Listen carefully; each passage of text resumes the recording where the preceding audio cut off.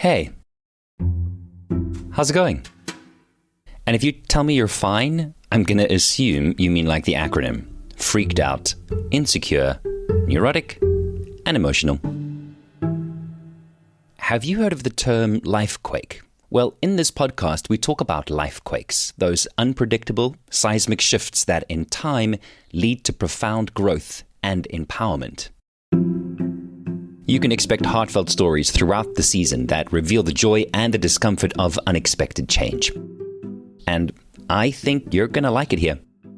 My name is Sean, and this is Something Shifted.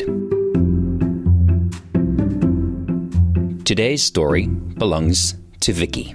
For me, the dream was always to compete at the Olympics, and I got really close twice before, but life happens. I just felt like it's now or never and didn't want to have regrets one day.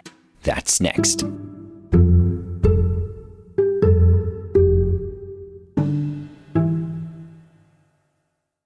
I lead a demanding lifestyle, and I'm very guilty of wanting more for less, especially when it comes to food. I want to feel like I'm eating restaurant food, but I don't want to leave my house. And I really don't want to organize a babysitter. I want to try new flavors, but I also don't want to spend money on ingredients that I might never use again. And let's be honest, I don't want to eat the same thing over and over, but I really don't have time to think about what we're going to eat for dinner every night. You know what I mean? Well, YouCook changed all of that for us. We choose what we want to eat, and YouCook delivers all of the ingredients perfectly portioned right to my door. No more standing in queues to weigh my fresh produce. No more impulse buys sneaking their way into my trolley. YouCook is always adding new recipes to choose from, and I've even picked up some new skills thanks to those easy-to-follow recipe cards. And because YouCook gives you exactly what you need for each recipe, we never waste any food. YouCook has been an absolute game changer for us because everything is just so simple. I love the convenience, I love the variety, and the flexibility to go carb-conscious meals for 1 week, and then when Rue's folks come to stay, we might switch to fan favorites or combine the two. The hardest part is deciding which of the meal kits to order every week because everything on the website looks amazing. Meal kits, frozen crafts, desserts, weekend boxes, lunch boxes, pizza, wine, they've got it all. And you can have it all too. Go to youcook.co.za and use my code #Shift50 and get a whopping 50% off your first order. That's right, shifters. Go get it. That's youcook.co.za and use the code #Shift50 at checkout, exclusive to Something Shifted listeners, and get 50% off your first order.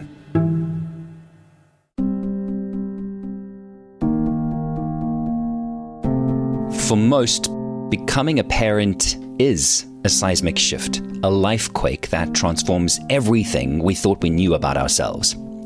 It's a journey that challenges us to reevaluate our priorities and make some tough decisions, like how to balance our own dreams with the responsibilities of raising our children. On one hand, we want to pursue our passions and achieve personal goals, not just for ourselves, but also to inspire our kids. On the other hand, there's the question of sacrifice. How much should we give up to ensure that our kids have every opportunity to thrive? And then there's our health and well-being. How do we carve out the time for self-care without compromising those precious moments spent nurturing our children's world? Ultimately, we find ourselves grappling with two powerful questions. Am I giving enough? And am I enough? When I was pregnant with Adrian, I just wanted to soak it in, and I had no idea what type of mother I would be. I'm my mom's only child, and she was with me. You know, she was also a very ambitious woman, and she did really well in her career, and she worked up until I was born. And the day I was born, she was like, this is it. Like, so until today, she's like that type of mom that's like fully invested and really owns that role, which obviously I have a lot of respect for and I'm thankful for. So when I was pregnant with Adrian, I really had no idea what type of mom I would be. And for me, there is no right or wrong. Being a full-time mom doesn't make you a better mom than being a working mom. So I didn't know what I was going to be. I remember grappling with similar questions in the weeks before Zoe was born. How will I be as a dad? Who will I be as a dad? But unlike Vicky, I was asking those questions from the comfort of my couch. I just continued working and training while I was pregnant for as long as my body allowed. Still did a triathlon at 30 weeks. I beat you. That's Vicky's husband. Was my big goal. Vicky's being modest about her goals. Although beating your partner in a triathlon while you are pregnant will give you lifelong bragging rights, she has many goals up her sleeves. I just love training and it makes me feel better and it's so good for my mind. And, because I trained a lot before I was pregnant, the general rule is listen to your body, but you can continue training. So I maybe took that a little bit too far, to be honest, but it wasn't intentional. It was just because I was naive and because I loved it. Vicky started competing in triathlons. That's a combination of swimming, cycling, and running when she was 15 years old. After she matriculated, she moved to Australia to train under an Olympic coach, Stephen Moss. Since then, she's raced in more than 40 countries and competed worldwide. Oh, and she completed an LLB law degree. So yeah, Vicky has always had goals. I've been like that since a child. I've always had this mindset that I don't think I'm born to be like average. I want to be the best version of myself, and I hope to inspire through my coaching and so others to also be that. Also in this chapter of my life, I wanted to be the best athlete and mom that I could be, and that was for me to go to the Olympics and be the best I can on the day. Vicky and I go way, way back. I've known Vicky since her pre-teens when she was part of the swimming club that I coached for, and I've seen with my own two eyes how committed Vicky is to achieving her goals. I was a very sporty kid and, quite talented at provincial colours in 9 different sports. So sport was always my thing, and I think naturally then for me the dream was always to compete at the Olympics, and I got really close twice before. But things happen, life happens, injuries, surgeries, health, wada, various things. Now this gets me every time, the various things bit. And honestly, it's what fascinates me about Vicky's story. When I was 15, 16 years old, I wanted to compete at the Olympic Games too. But despite training up to 6 days a week, sometimes for 4 hours or more a day, I just didn't get stronger or faster. So it's quite possible that my mind wasn't convinced that my body could get me to the games on time. And various things got in my way. In all honesty, the various things is a bit of an excuse that I still use when I don't give my goals a serious shot. But at the age of 33, when Vicky gave birth to her son, Adrian, something shifted and things got very real. When he was born, it took a little bit, not long, about 2 weeks to figure out what did I want, and I soon realized for me to be the best mom for him, I need time away from him and I need to do things for myself. And that's where I sat down with Gio and I was like, listen, Olympics is just over 2 years to go. And he was like, cool. But then we're all in. You have to have your support system. You have to have the people closest to you on board, that we'll go flat out, you give 100%. And if I don't make it, then no regrets. And so, with the birth of her son, Vicky's internal Olympic flame was reignited. When he was born, I was like, it's something that I've always wanted to achieve. It's 2 years, 2 years to go. I just felt like it's now or never, and I didn't want to have regrets one day, and I wanted to also set a good example for him. Vicky is the founder of a triathlon squad in Stellenbosch, also known as the Stellenbosch Triathlon Squad. She's the head coach and works closely with a team of coaches and triathletes, coaching them to be their best. So while Vicky had been training and racing locally because she loves being part of the sport, she hadn't raced internationally for years.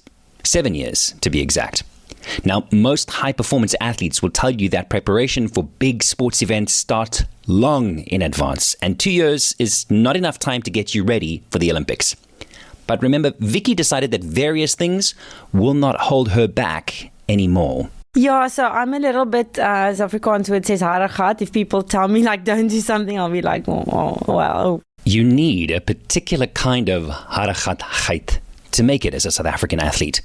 Most South African triathletes, like Vicky, need to earn a living off the track and out of the pool, but then still carve out time to go and train.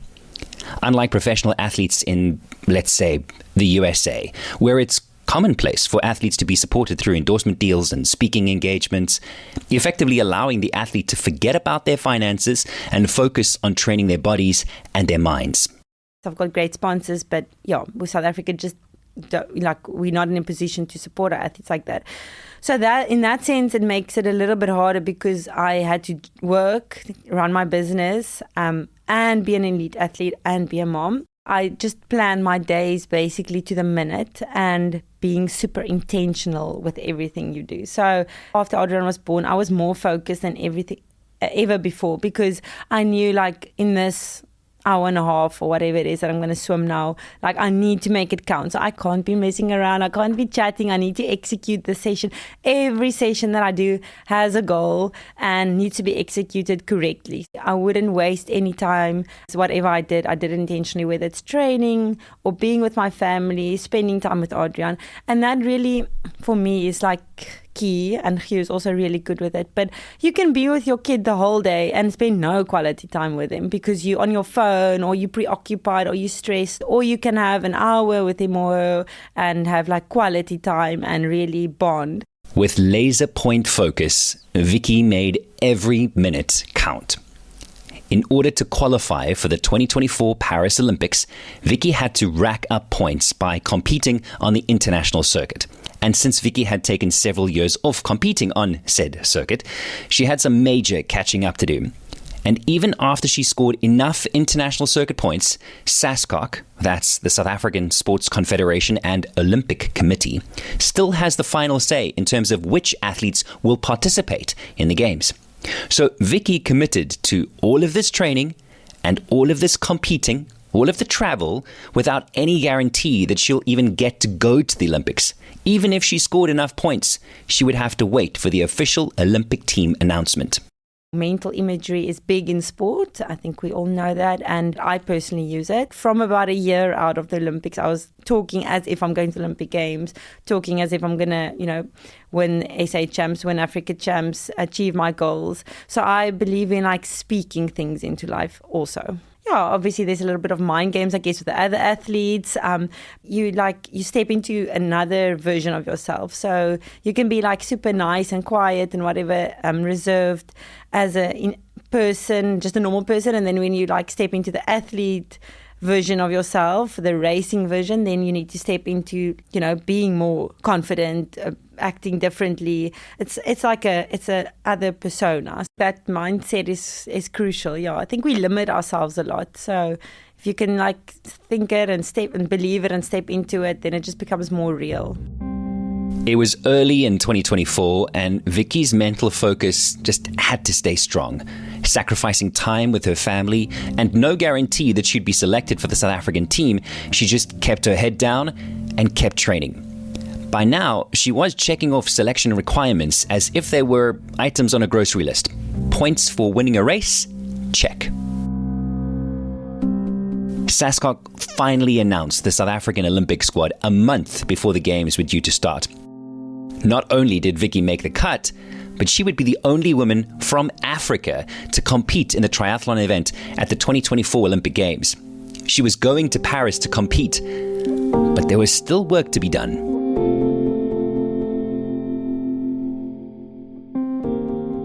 Psst. Remember to give this show a 5-star rating on Apple Podcasts or Spotify. Plus, if you leave a review, I might just read it on the podcast, like this one from Bo. It goes, 3, 2, 1, impact. What started as a leisure listen turned into hyper-focused attention.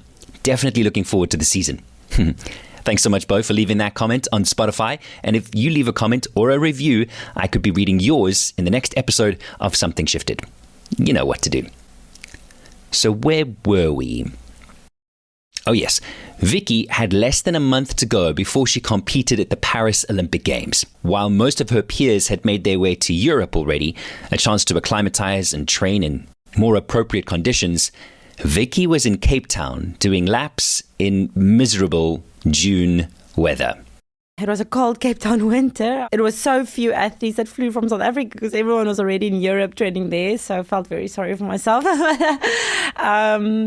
But yeah, I couldn't do that obviously because of my family and so forth. Ah, yes. The choices we need to make as parents, right? When you have a 2-year-old at home, you can't just stop being a mom, jet off to Europe and focus solely on your dream. For the 2 years leading up to the Olympics, since Adrian was born, every step towards Vicky's dream was weighed against her commitment as a mother. No, mom guilt is a real thing. I think, it was very difficult. It was actually easier for me when Adrian was really small. So the first time I left him, I think he was 4 or 5 months old, and I did African champs in Morocco. And I was so emotional. It was so hard for me because, I was like still breastfeeding and it's so small, like this little thing. And I just told Hugh, like, I don't know if I can do this. Like my heart's not going to make it. And Hugh came with on that one just because I don't think I would have coped on my own. As hard as these choices are for us parents, sometimes we forget how resilient our little people can be.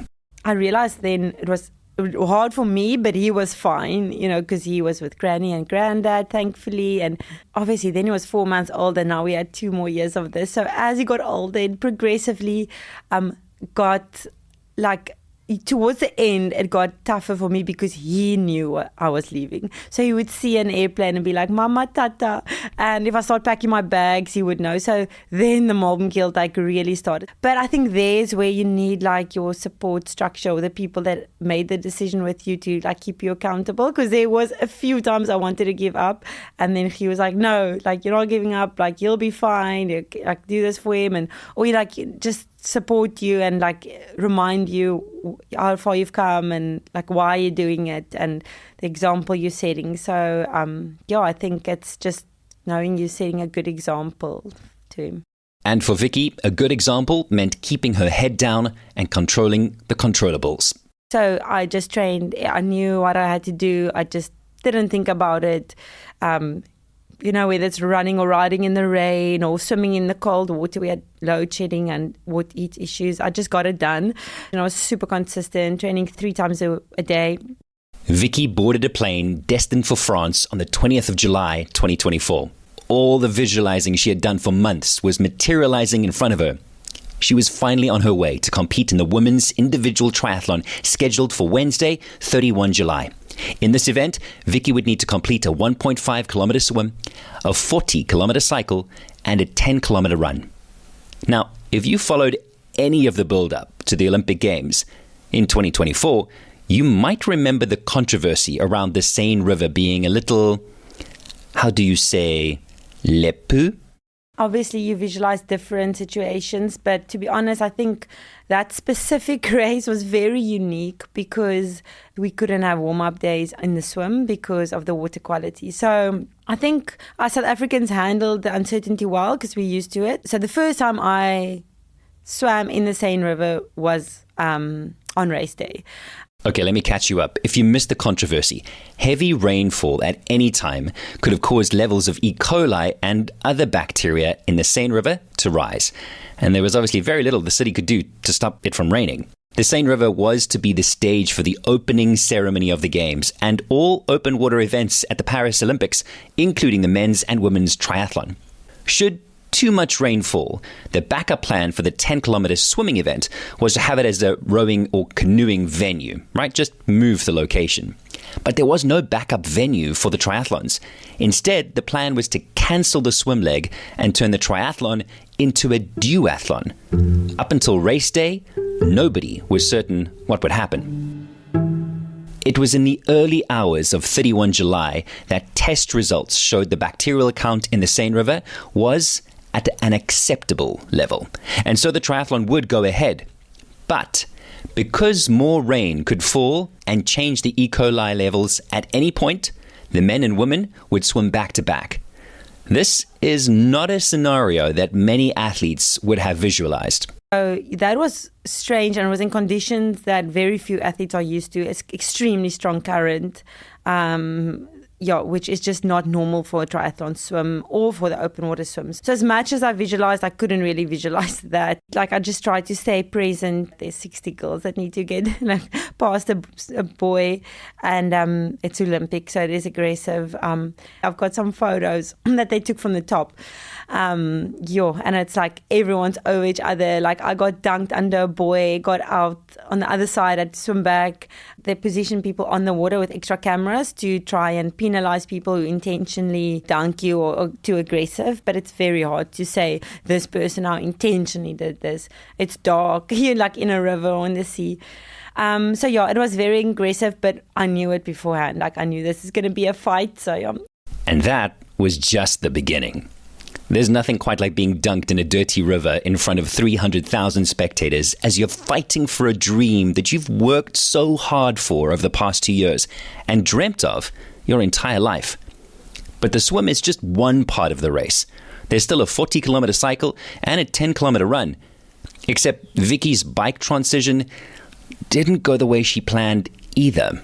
So when I got to my bike, I don't know what happened. So my bike was on the floor. So I had no idea, like, did another athlete accidentally bump my bike? Did it somehow fall out of the rack? Far from perfect transition. I have no idea how that happened. I mean, I definitely racked my bike correctly. I've done it a million times. When it comes to high-level competition, the seconds it takes to change gears for each event matters. It's very easy to lose focus when things are out of place, and Vicky had to keep her wits about her and adhere to the rules and keep pushing. A lot of girls fell on the bike because there was a lot of corners on the route, and it rained that morning, so the route was very wet. So there was quite a few crashes, which made it interesting dynamic. So I just wanted to stay safe on the bike, so I went like a little bit more conservatively through the corners and so forth. So happy to have stayed on my bike. I just knew I just had to soak it in, and all the support on the course, and just soaking in, like, being part of the biggest sporting event in the world was great. Top athletes astonish me. Their mental sharpness and constant awareness. Managing emotions, dealing with disappointment, frustration, and the unexpected while cycling at breakneck speeds. Just one more leg to go at the biggest sporting event in the world. I had a good transition and then run, so I ran the fastest in our group B. But by that time, I wasn't where I wanted to be, or where, I mean, it's a race, so anything can happen. It's the Olympics. Because I knew I wasn't running for like a medal or anything, I ran hard, but I definitely soaked it in and just also tried to enjoy the whole experience. As I crossed the finish line, I realized so many girls were crying and emotional, and so much build up for this one day. And on this one day, anything can happen. Like, you can crash on the bike, you could have a terrible swim like I did, and you can cramp on the run, whatever. So I just realized then that I didn't have the day that I wanted, but I'm still like super proud of the journey. And at the end of this journey, Vicky got to run into the arms of the people who were there for her every step of the way. There were so many South Africans, which was amazing, so many South African flags. And then I spotted a big crowd. There were like 25 people, and I thought it was them. But what was cool about the Olympics is, as you cross the finish line, there's like this company that phones your family. So then I could, on a massive screen, like chat to all of them, even though they're just like 500 meters from me.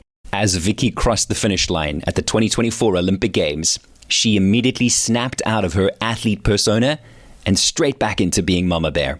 Seeing her family on that big screen during her post-race call, there was only one thing on her mind. The first thing I said was like, put a hat on for Adrian, because it's like 40 degrees outside, and he's got so much hair, and it's so hot and such a long day in the sun, and my husband didn't put a hat on. So I'm like, sunblock and a hat. And I'm like, what? I'm like, sunblock, Adrian's face. So my mother instincts immediately kicked in. Because ultimately, all the early morning runs, the winter workouts, the international travel, and even that dirty river water swim, all of it was just for Adrian. Hugh and I debated for about 2 seconds whether our son should come to Paris or not, and I won that one. And I'm so happy that he was there because he was the reason, and he loved it there. I think a mom's happy if your child's happy. But it's very special for me to see how he loves sport now. So he is obsessed with bikes, as little boys probably are. And then when he rides his bike until a point, and then he goes and puts it down and takes his helmet off, and he goes, "Now I'm going to run." And then he starts running, and we're like, "Where are you running to?" So he's got this triathlon mindset already, which is super cute. And he just loves outdoors and being active. So it's nice to see. I would just want for him to reach his potential in whatever that is and be happy in the process. Vicky Buerta is most certainly one to watch on the track and in the water, and can be found on social media as Vicky van der Merwe. Adriaan has a mom that has shown him how, with the right people in your corner, you can do hard things, and continues to encourage him to believe in possibility. If he speaks about me, he goes, "Mama swem, fietsry, hardloop." So it's very cute. I chase my goals. Hopefully that's an example for him. That's what he sees. Thank you for listening to this episode of Something Shifted.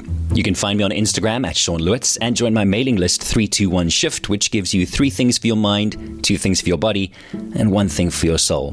Plus a few little fun surprises along the way every second Sunday. Oh, and don't forget to use my code #Shift50 at checkout when you place your first order on youcook.co.za, and you'll get 50% off.